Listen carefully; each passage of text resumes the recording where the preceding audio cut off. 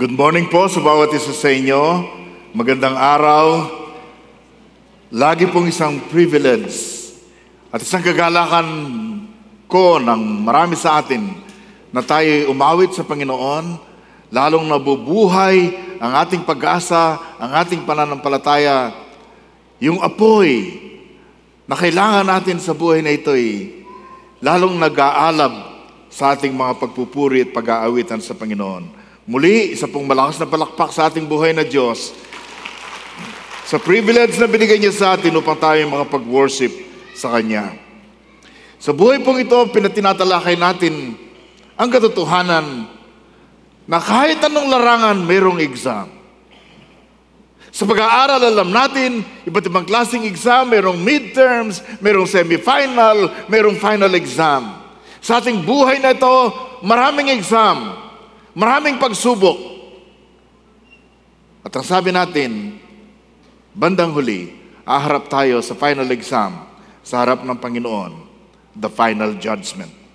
Titingnan natin muli po ang verse na tinignan natin, sinulyapan natin nung nakaraan, 2 Corinthians chapter 5, verse 10. Pwede po kayong manatiling nakatayo as I'm going to read this one. Okay, pwede po tayong tumayo. Sige. For we must all appear before the judgment seat of Christ, so that each of us may receive what is due us for the things done while in the body, whether good or bad. Purihin po ang Panginoon sa pagbabasa ng Kanyang salita. Manalangin po tayo. Dakilan naming Diyos, binubuksan po namin ang aming isip, ang aming puso para sa inyo. Niling namin ang iyong Holy Spirit ang mag-usap sa amin at gamitin ang salitang ito at gawing mabisa ito sa aming puso, sa aming kaluluwa. Huwag mong pabayaan, Panginoon, ang mga salitang ito ay masayang lamang, kundi talagang matanggap natin ang may kababaang loob, may pagkauhaw na puso. To the point na talagang ito ay mag-uudyok ng tunay na pagbabago sa amin. Lord, sa iyong gagawin ngayon, maging maingat po kami sa pagbabalik sa inyo ng lahat ng karangalan at kaluwalhatian. In Jesus' name, amen and amen. Please take your seats. What else do we need to know about the judgment of believers? About the judgment of believers. Ano bang pwede nating matutuhan ukol sa paghuhukom na kakaharapin ng bawat tao, ng bawat Kristiyano pagdating ng panahon sa harap ng ating Panginoong Jesucristo? Siguro po, mabe-break natin ang katanungan ito by answering some other questions, at least 3 questions. First question is, what is the judgment seat of Christ? Ano ba yung sinasabing luklukan ng paghuhukom ni Kristo? The judgment seat of Christ. Sabi po natin, pag ikaw ay namatay, hindi tapos. Ang sabi ng verse na binasa natin sa Hebrews 9:27, it is appointed for men to die once, and after that comes judgment. Namatay ka na, pero haharap ka sa hukuman. Nang ibig sabihin, ang kamatayan ay hindi katapusan. Ano po? Merong buhay pagkatapos ng buhay sa mundong ito. Nang ibig sabihin, tayo na tumanggap na ng buhay na walang hanggan pagkatapos ng ating kamatayan sa mundong ito, pagkatapos nating iwanan ang mundong ito, haharap muna tayo sa paghuhukom ni Kristo. Sabi po ng verse, for we must all. Merong we, merong all. Diba? We must all appear before the judgment seat of Christ. Tapos sabi pa, each one of us, bawat isa sa atin. Ito pong judgment seat of Christ na ito, ang tawag po nila kadalasan dito ay Bema. Sabihin nyo, Bema. B-E-M-A. The judgment seat of Christ is the Bema. Thank you. Ito po ay isang Greek word na tumutukoy po sa judgment seat. Kaya Bema ang tinawag. judgment seat. Mamaya titingnan natin kung anong kahulugan ito. Sa Romans 14 po, ang sabi natin noong nakaraan, remember, we will all stand before the judgment seat, the bema of God.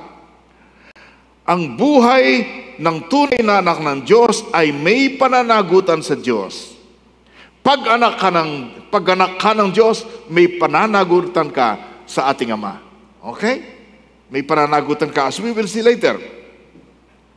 Who will be the judge? Sino bang maghihukom? Very obvious po, Jesus Christ will be the judge. Tandaan niyo mga kapatid, today, Jesus is our Savior. In the coming days, Jesus will be our judge. Okay? Today he is called the Lamb of God. In the future, he is called the Lion of the tribe of Judah. Mas mabuting makilala mo siya ngayon bilang tagapagligtas bago ka humarap sa Kanya bilang isang judge ng ating buhay. So today, Jesus is the Savior, but during the judgment day, He will be our judge. Ano ba itong bema? Basahin po natin bema. It is the word used for judgment seat. Sa verse pong ito at saka sa Romans, it is an elevated platform katulad po nito. Mayroong platform na maliit at pagkatapos may upuan. Ito po yung ginagamit na tungtungan o upuan pag mayroong oratorical presentation at mayroong magja-judge. Yun pong upuan ng judge sa mga Olympic Games para magbigay ng award sa mga nanalo. Hindi po ito ang hahatol sa mga na-disqualify. Okay? Pang-rewards po ang tungkulin nito. Kaya pag sinabing the bema of Christ, ang paghuhukom po rito ay paghuhukom sa mga naligtas na sa mga anak na ng ating Panginoon. It is not a place where winners will be castigated or winners will be rewarded and the losers will be castigated. Wala pong ganon. The bema is primarily for awarding of prizes. Kilalanin mo ang Panginoon ngayon bilang tagapagligtas at hindi ka matatakot sa Kanya pag-aharap ka sa Kanya bilang isang hukom. Diba? Like second question dito, second point about this question, the judgment of believers will not be about sin and salvation. Sino sa inyo nagpapasalamat kay Lord na ganito yun? Ang paghuhukom sa mananampalataya ay hindi ukol sa paghuhukom sa ating kasalanan at sa ating kaligtasan. In other words, hindi i-determine sa bema or sa judgment seat of Christ ang question na, mapupunta ba ako ng impyerno o sa langit? Ligtas ba ako? Hindi. Hindi po yun ang hahatulan sa bema. Liwanagin natin yon. Maybe isang message, titingnan natin yon, yung Great White Throne Judgment. Pero nais ko lang pang puntiyakin, yung mga believers, yung mga followers ni Jesus, yung mga anak ng Diyos, yung mga born again,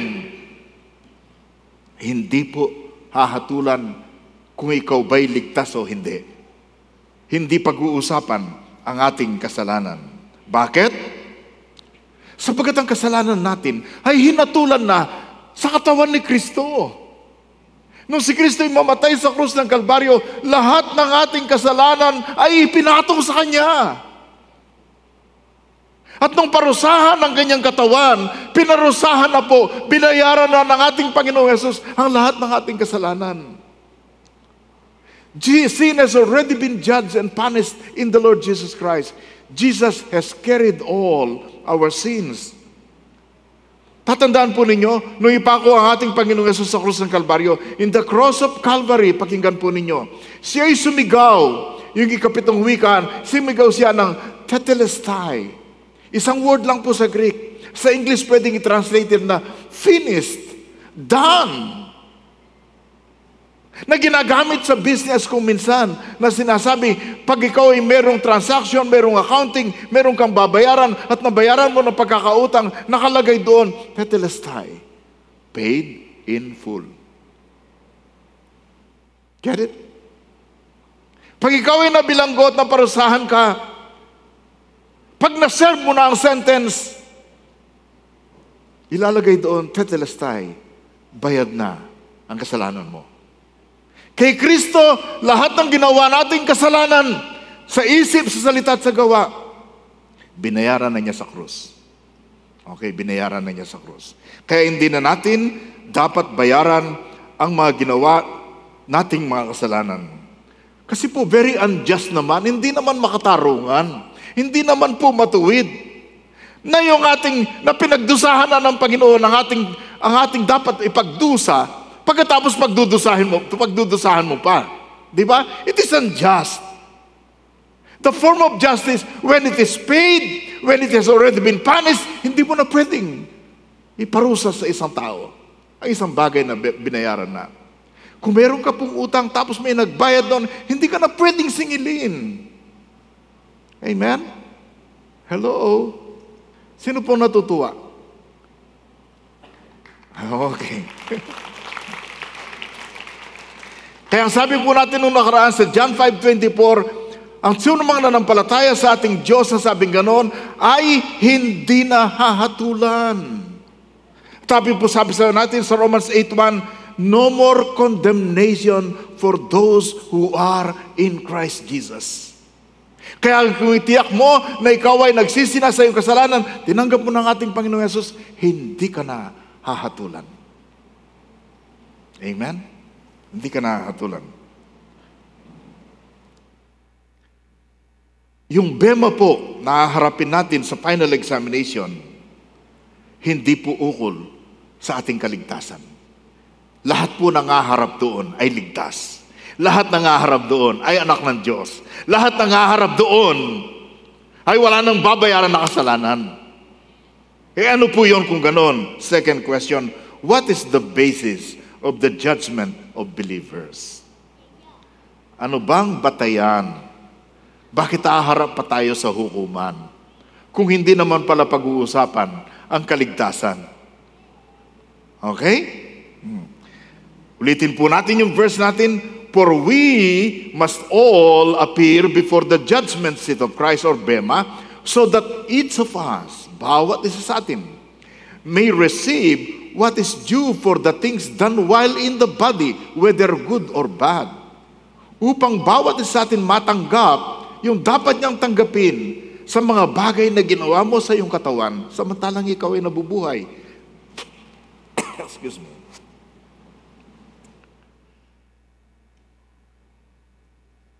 Ito pong isang realidad, mga kaibigan. Isang realidad. Pagkatapos mo pong maligtas, nagkaroon ka ng relasyon sa Diyos, nag-born again ka, naging anak ka ng Diyos. Pero isang realidad, nagkakasala ka pa rin. Sino po sa inyo ang naniniwala na kahit nagsisi na kayo, tinanggap nyo ng Panginoon, naging anak kayo ng Diyos, may buhay na walang hanggan kayo, pero alam natin na nagkakasala ka pa? Huwag na kayong magtaas ng kamay. Magtaas kayo, hindi, alam ko na. Okay? Nagkakasala pa tayo. That is the sad reality.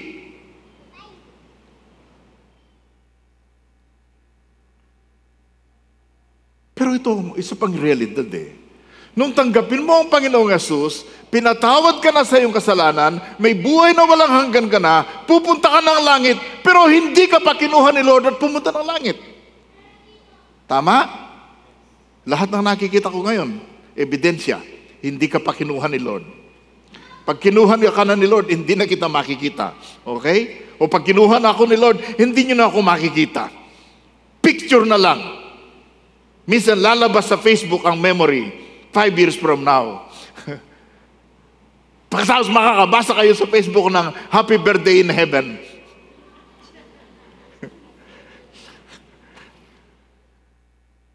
But this is the point. Iniligtas ka na ng Panginoon, pero hindi ka pa kinuha ng Panginoon. In fact, okay yun eh. Di ba gusto niyo yun? Hindi ba ayaw niyo na kunin kayo kagad ni Lord?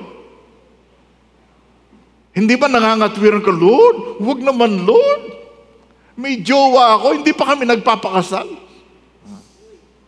Di ba po? Posya? I mean, when God saved us,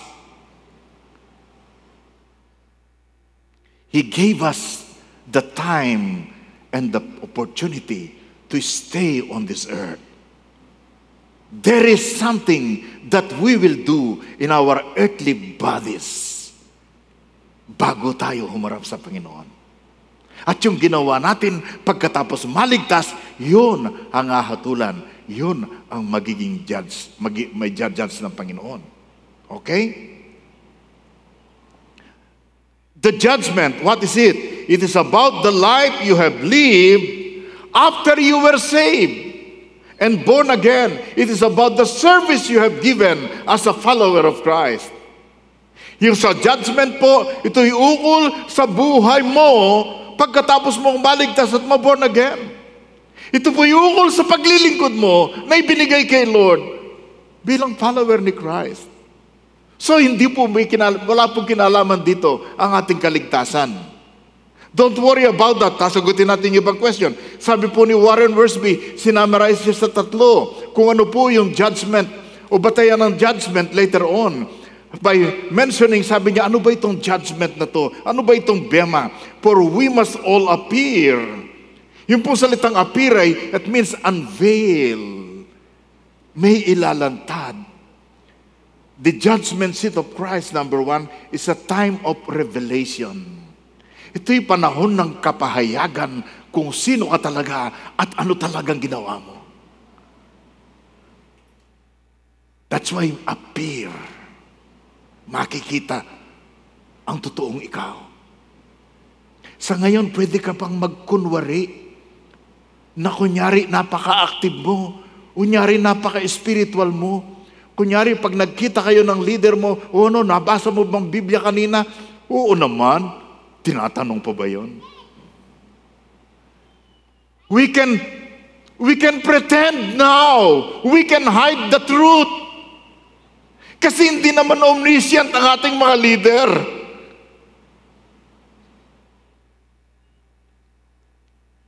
Hindi natin makikita kung malalim ka ba, kung matapat ka ba o hindi. Today, but in the judgment, there is no more hiding or pretension before the omniscient judge. Di ba? Ma-unveil, makikita pong lahat yan kung anong totoo. Secondly, the judgment seat of Christ or Bema is a time of reckoning. Ito po'y panahon ng pagsusulit. Pagsusulit. It is time of accounting. It is giving an account. Isang pagsusulit. Kaya ang buhay natin ay may pananagutan. Di pwedeng sabihin na sa buhay na ito, walang pakialamang sino man. Yes, kung minsan may pagka-rebelde tayo, may pagka-proud tayo, pag tinatanong ka ukol sa isang pangyari, sa isang bagay, pag-behave ka na para bagang, bakit? Sino ba kayo para tanungin ako?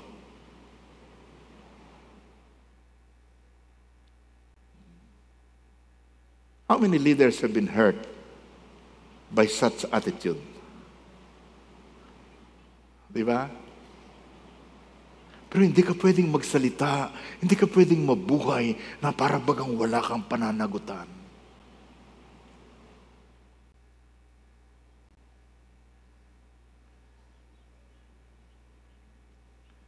Sabi ni Apostol Pablo sa Romans 14, sa verse 12, kaya lahat tayo'y mananagot sa Diyos sa lahat ng ating mga ginawa. Kalabitin mo ang katabi mo. Sabihin mo, mananagot ka. Bakit ka natutulog sa time na to? Hindi po, biro lang po yun, okay?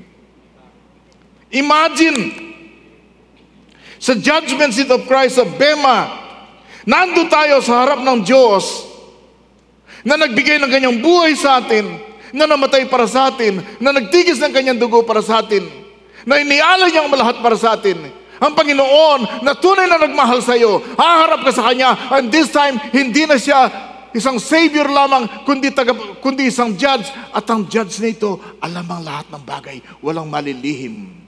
Lahat ng ebidensya, hawak niya, at haharap ka sa Kanya. Pwede ka ba mong magtago? Pwede ka ba mong mag-excuse? Anong magiging damdamin mo pagharap mo sa Kanya?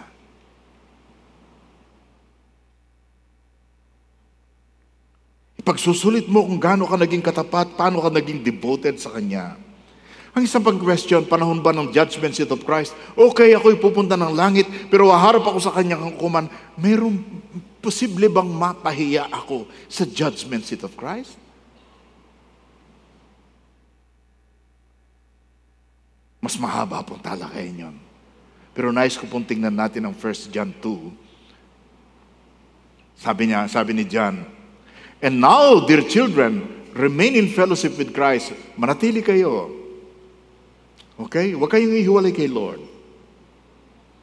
Kahit mahirap, hold on to Christ because He wants to hold on to you. Okay? Manatili kayo, ang sabi niya.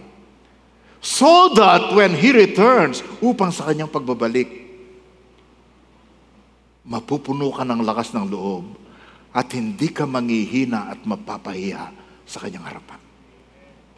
Nang ibig palang sabihin, sa judgment seat of Christ o sa pagbalik ng Panginoon, yung iba sa atin, sa pagharap natin sa Kanya, tayo'y matatakot, mangangamba, mapapahiya o mahihiyang humarap sa Kanya.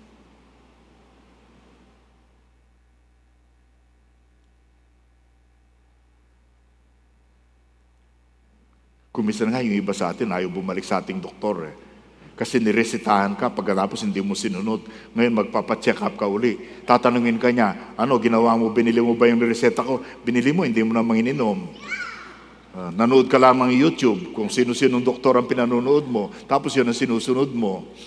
Kaya ngayon, hindi mo maharap. Doktor mo lang yan, ha? Yung ibang medyo tumatanda ng katulad ko ay may naintindihan ang aking sinasabi.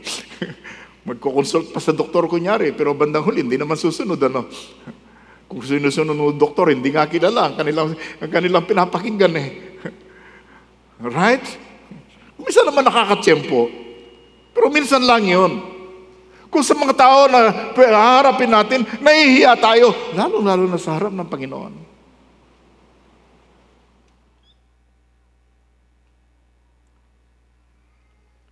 Tsaka minsan, nagtataka ko, merong mga verse sa Bible na nagsasabi, He shall wipe away the tears from their eyes. May pagluha pa pala doon. Magkakaroon pa kaya ng tears of regrets?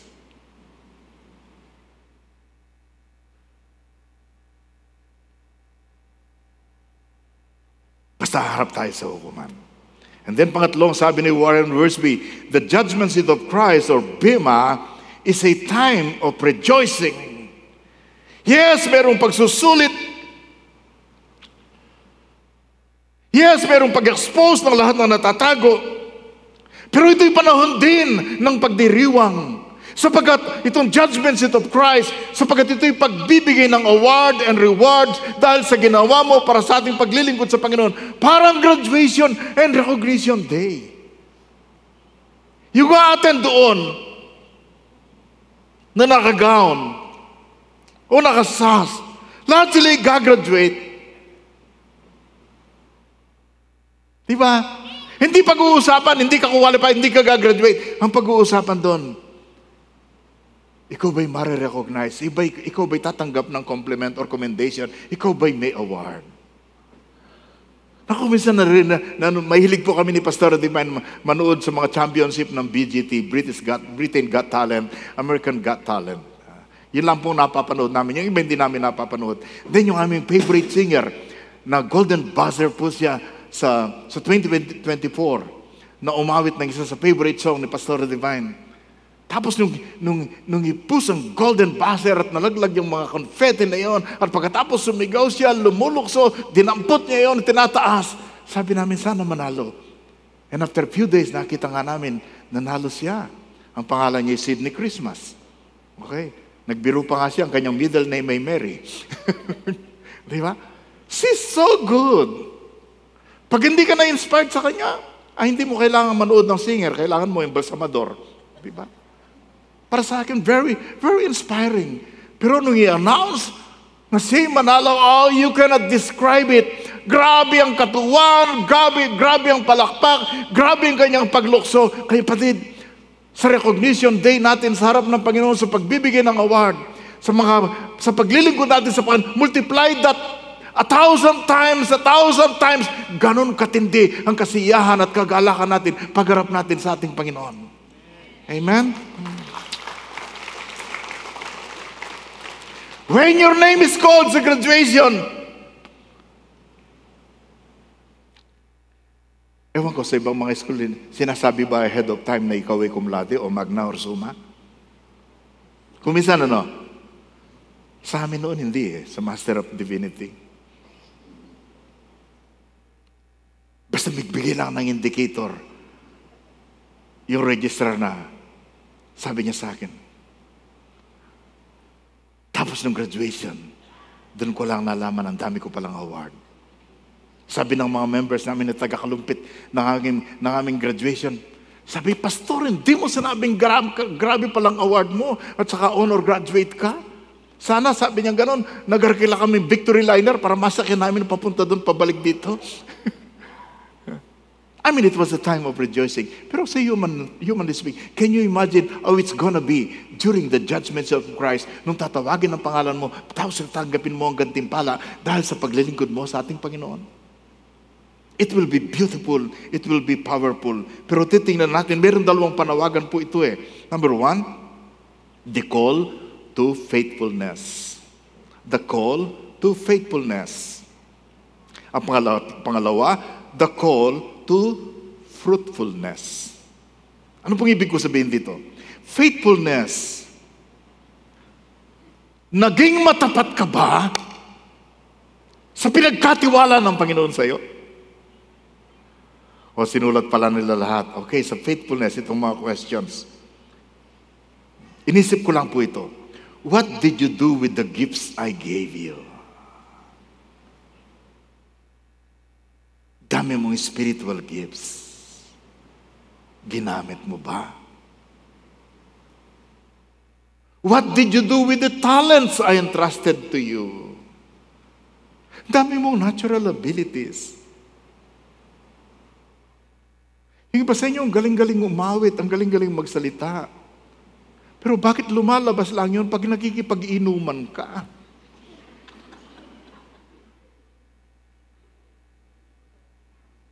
Ba't hindi mo ginamit yun para kay Lord? What did you do with it? What did you do with the resources I gave you? Binigyan kita ng oras. Ang binigay kong oras sa iyo, katulad ng oras na binigay sa Presidente ng Pilipinas at saka Presidente ng United States. Sa palagay ba ninyo, hindi 24 hours ang binigay kay Biden o kaya kay Bongbong? Pareho lang oras na binigay sa iyo. Estudyante ka o professor ka. What did you do with that time? Magtatapat kaya yung iba sa atin ngayon na sabihin, naku, totoo yan, Pastor. Konting-konti na lang ang time na binibigay ko kay Lord. Kumisan, konti na nga lang. Sa isang linggo, 1 oras at kalahati lang, kumisan, Pastor, ginagamit ko pa yun para sa akin sarili. And what did you do with all the opportunities I gave you?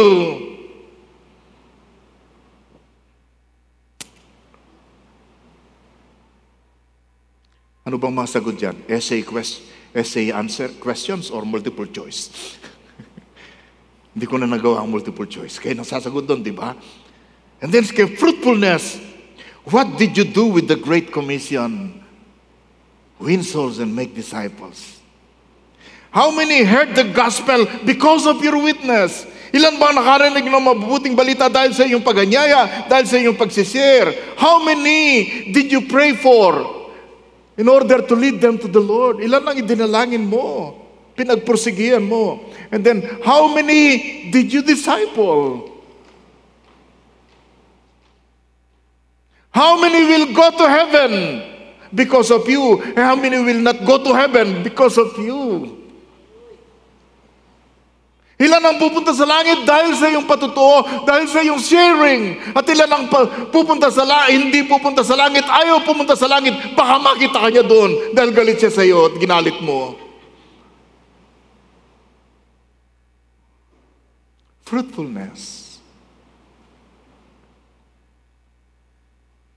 Remember, ang tawag ng Biblia para sa atin, hindi lang basta fruit, hindi lang basta more fruit. Ang sinabi po ng Biblia, much fruit.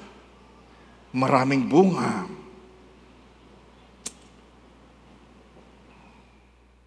So it's not about salvation, but about the rewards or no rewards. And number 3 question, what about the present sins and disobedience of the believers? Paano na ang kasulukuyang nagagawa mong kasalanan, at saka yung pagsuway natin sa Panginoon ngayon, samantalang nasa mundo tayo? Alam ba ninyo, ngayon lang sa mundong ito, pwede tayong magkasala at pwede tayong mag-disobey? At sa mundo rin lang ito, pwede tayong mag-obey talaga kasi after this life, talagang magiging perfect tayo, magiging masunurin tayo eh. And do you know that it's only in this life that you have the opportunity to sacrifice for Jesus? After this life, wala nang sacrifice sapagkat ang paglilingkod ay puro kagalakan. Diba? Medyo nalayo ako ng konti. As we mentioned earlier, pag tinanggap mo ang Panginoon, tunay ka nagsisi, tinanggap mo si Jesus bilang tagapagligtas, pinatawad ka sa lahat ng iyong kasalanan. Natanggap mo ang buhay na walang hanggan. Hindi ka nahahatulan. Pag namatay ka, pupunta ka ng langit. Okay? Ang katanungan ay, pastor, ganun pala eh. Hindi kaya pwedeng abusuhin yan? Will this not lead to abuse and God dishonoring lifestyle?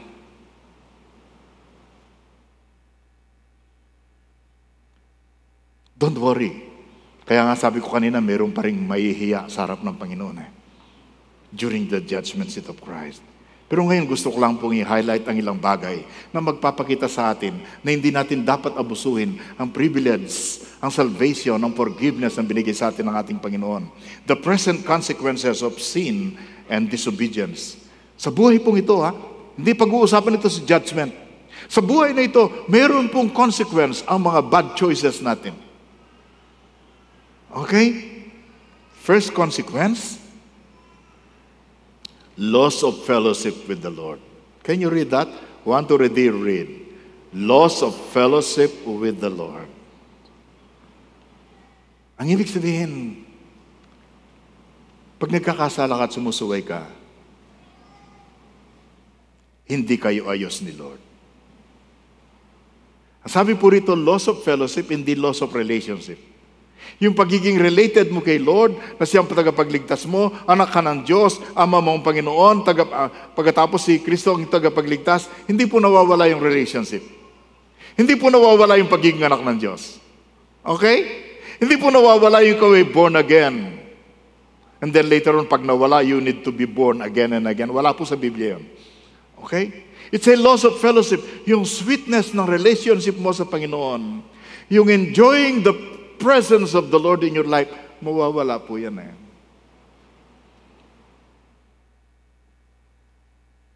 Secondly, the discipline from the Lord. Discipline from the Lord.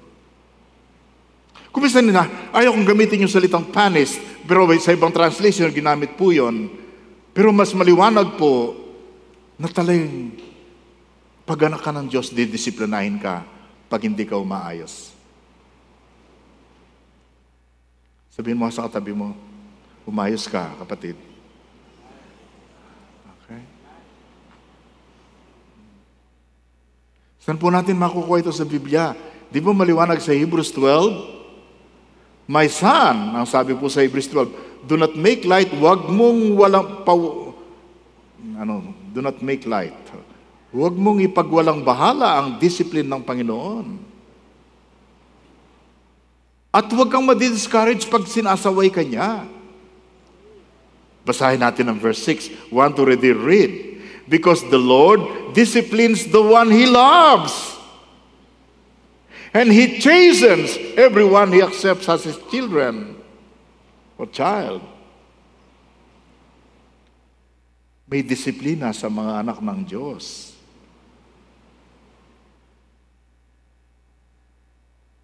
Pag hindi ka dinisiplina, ito ang totoo. Verse 8. If you are not disciplined, and everyone undergoes discipline, then you are not legitimate. You are not true sons and daughters at all. Ang tunay na anak, dinidisiplina. Anong klaseng ama ang hindi nagdidisiplina sa mga anak? Pag hindi ka dinidisiplina, baka hindi ka anak. Baka ikaw ay anak sa labas. Hindi ka legit.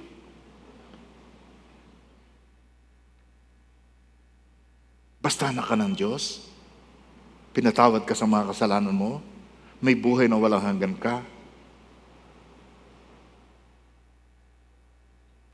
Bahagi ng pagpapakita niya ng pag-ibig, didisiplinahin tayo. Pag hindi ka dinisiplina, ang ibig sabihin, hindi ka anak ng Panginoon. Basta anak ka ng Panginoon, didisiplinahin ka. Kahit nga sa church, mayroong discipline, di ba? May mga churches na talagang very strong sila sa pagdidisiplin ng members, pag-expel. Kay Lord pa. And then number 3, present po sa consequences. The loss of power and fruitfulness. Alam niyo, pag suwail ka, ang Holy Spirit di makakilo sa buhay mo eh. Kaya ang ministry mo, walang dating, walang bisa, walang power. Kaya hindi ka makapagsalita sa harap ng iba. Kasi you're not experiencing the help of the Holy Spirit. Kaya walang power at wala kang fruit. And then number 4, the loss of opportunities. Loss of opportunities. As a result, na wala pong kapangyarihan ang buhay natin, mawawala sa atin ang mga pagkakataon na binigay ni Lord na maglingkod. Sabi niya, Panginoon, ba't bibigyan kita ng pagkakataon? Hindi mo naman ginagamit.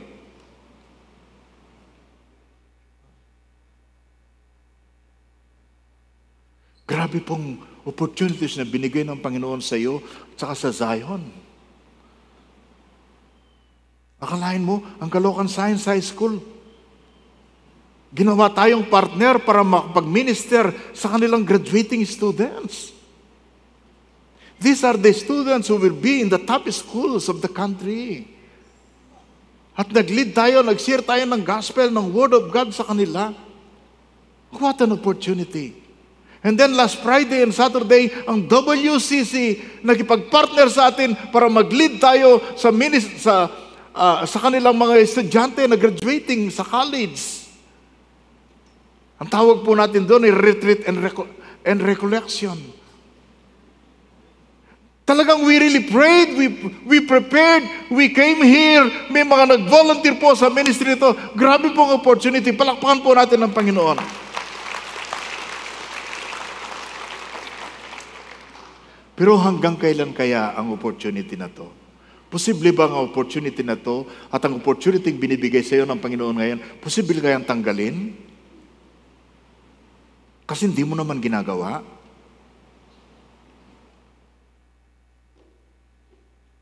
Alam po ba niyo ang Zion ay meron ding ministry sa iba't ibang kumpanya? Ayan o. Si Pastora ba yun? Kasi pagdating namin doon, wala po ang kanilang mga song leader saka mga instruments. Ang ginawa ni Pastora, kinuha po niyang gitara, siya pong nag-lead ng awit. Tapos nag-share ako ng word, tapos tinivide namin. Sabi ko, hanggang kailan kaya? May opportunity ganito. Ako'y naniniwala hanggat buhay ka, may gustong ibigay si Lord sa'yo na opportunity eh. Pero katulad ng ginawa niya, nung nakita niyang hindi namumunga ang isang puno ng ubas, sabi niya gano'n, abay, putulin na yan.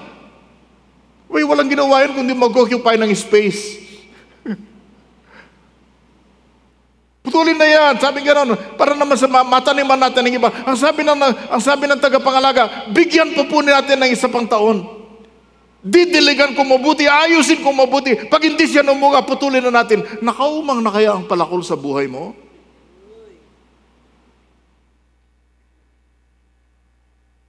Siguro sabi ng iba sa inyo, Pastor, talagang lahat ng pagkakataon binibigay sa akin ni Lord. Ginagamit ko talaga, naglilingkod talaga sa Kanya.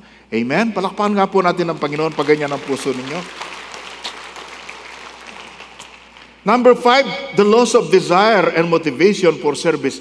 Pag nabubuhay ka po na may lihim na mga kasalanan, wala po yung desire, wala po yung motivation na maglingkod. Kasi nga hindi nakakakilos ang Holy Spirit sa buhay natin. Di ba? Sabi po sa Galatians 5:16, so I say, walk by the Spirit and you will not pagbigyan ng desire ng flesh mo, ng laman mo. Pag nabubuhay ka po sa makamundong kaparaanan, kapatid, hindi ka gagamitin ng Panginoon at mawawalan ka ng desire na maglingkod. Cell leaders, kung may mga kasama kang ayaw magpatuloy, ayaw sumunod, ayaw makipag-meeting, ayaw maglingkod, that's not you. That's not about you. That's between them and the Lord. Si Lord naman talagang Panginoon ng bawat isa sa atin, di ba?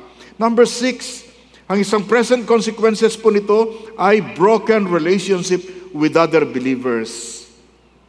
Alam mo, pag ang mga kasama natin ay hindi talaga sumusunod sa salita ng Panginoon, ang resulta po niyan, magkakaroon ng conflict sa grupo. Magkakaroon ng pagtatalo. Magkakaroon ng paghihiwalayan. Magkakaroon po ng samaan ng loob. Ang grupo po ay mabubuo sa cliques and factions. Hindi na po Christian fellowship yan pag ganyan eh. Grupo na po yan ng mga mafia at saka gangster eh.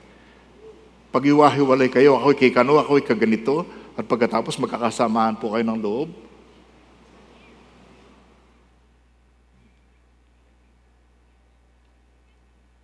Sa iyong tundo, akin ang Cavite. Di ba? Mangyayari po yan pag hindi tayo nagpapasakop sa kapangyarihan ng Holy Spirit. Maliwanag po yan ang work of the flesh sa Galatians 5:19. We don't have time to look into that. Number 7. Ayaw mo maglingkod? Ayaw mo maging matapat?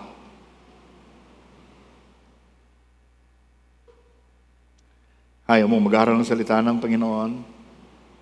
Hindi mo siniseryoso ang mga bagay na maka-Diyos? Ito po pagkatapos mo mabasa ito, maging seryoso ka na. Maging serious ka, mapunta ka sa ospital, okay? Loss of physical health and loss of life.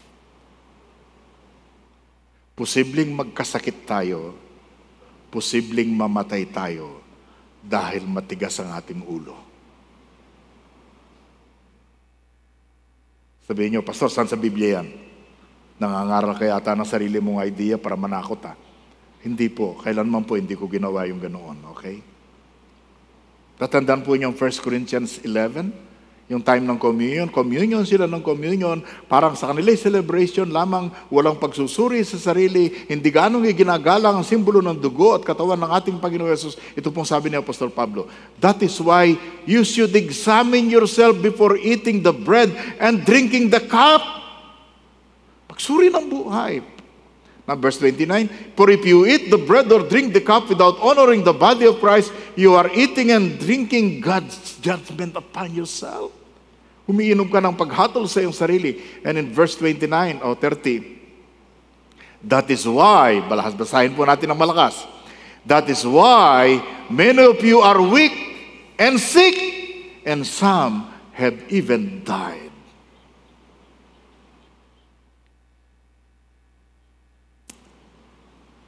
Hindi po lahat ng pagkakasakit ay dahil sa pagiging suwail na anak. Hindi lahat ng kamatayan ay dahil tayo hindi sumusunod sa Panginoon at kulang ng katapatan. Pero ang isang ginagamit na paraan ng Panginoon, para mapaalalahanan ka talaga, sabi niya, kaya may sakit ang iba sa inyo, at ang iba sa inyo suffered an untimely death? Dahil hindi kayo serious sa inyong relasyon sa ating Panginoon. Hindi kayo serious sa paglilingkod sa Kanya. Natatandaan po niyo si Ananias at si Sapphira? Binigyan tayo ng sample ni Lord. Nung nagbigayan po sila, nagbentahan ng mga properties, tapos binigay sa mga apostol para mapakain ng maraming pilgrims sa Jerusalem. Si Ananias at si Sapphira, nagbenta rin po sila ng kanilang property, tapos nagbigay ng pera sa mga apostol, pero nagkunyari sila ng lahat ay binigay sa mga apostol, pero hindi totoo. And reveal ng Holy Spirit kay Peter na nagsisinungaling si Ananias at si Sapphira. Kinausap sila, totoo ba na yung napagbentahan ninyo ay binigay ninyong lahat? Kasi po yun pinalabas nila eh. Oo, sabi nila. Right there and there, tinumba sila namatay. Pagdating ng asawa, tumba kagad namatay. In other words, ginagamit ng Panginoon sa mundong ito na samantalang tayo nabubuhay, tinatawagan tayo sa katapatan, tinatawagan tayo sa kalinisan, tinatawagan tayo sa maalam na paglilingkod. Hindi pwedeng magkunwari tayo, hindi pwedeng magtago tayo. Maraming bagay dito na ididil ang ating kasalanan. Sapagkat pagdating sa luklukan ni Kristo, hindi na po pag-uusapan ng kasalanan at kaligtasan. Sapagkat lahat ng haharap kay Kristo ay ligtas. Ang pag-uusapan na lang po doon ay gantimpala sa ating paglilingkod. So concluding appeal, una po, tunay ka na bang nagsisi sa iyong kasalanan, kaibigan, kapatid? At tunay mo na bang kinilala si Kristo sa puso mo bilang Panginoon at tagapagligtas? Siguro una na nalangin ka, sumunod ka lamang, pero hindi ka serious. Seryosuhin mo na, kaibigan, kapatid. Pangalawa, anong ginagawa mo sa buhay na binigay ni Lord sa iyo? Maybe some of you, young people, baka mabubuhay pa kayo ng 50 years. Yung iba sa inyo, I say, please, wag na kayong maghumingi ng 50 years kung kayo 70 na, okay? Some of you will probably live for 30 years, 40 years, or more. What will you do with that life? Mabubuhay ka ba ng isang buhay na may pananagutan? And what are you doing with the life and gifts the Lord has given you? Yung spiritual gift mo, yung talent mo. You're so mahusay, you're so magaling. And yet you're living a wasted life, and therefore you're living a useless life.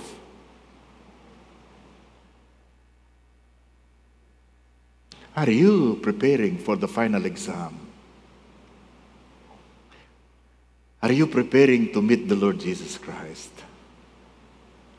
O lahat ng mga anak ng Diyos ngayon magsabi, Lord, I want to be ready. Ang buhay na ito, ang talent na ito, ang gifting na ito, ilalaan ko para sa iyo. Iuuna kita, Panginoon. Mabubuhay ako para sa iyo. Gagamitin mo ako, Panginoon. Tayo po tumayo, tayo manalangin.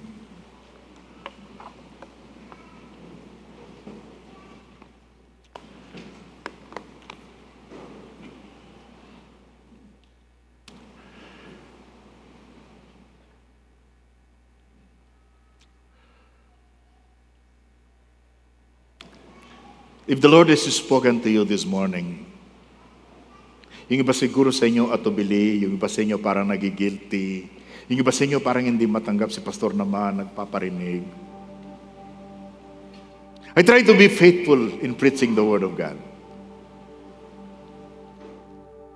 Kung iniisip mo tinatamaan ka, hindi ka pinapatamaan ni pastor. Si Lord ang nangungusap sa iyo.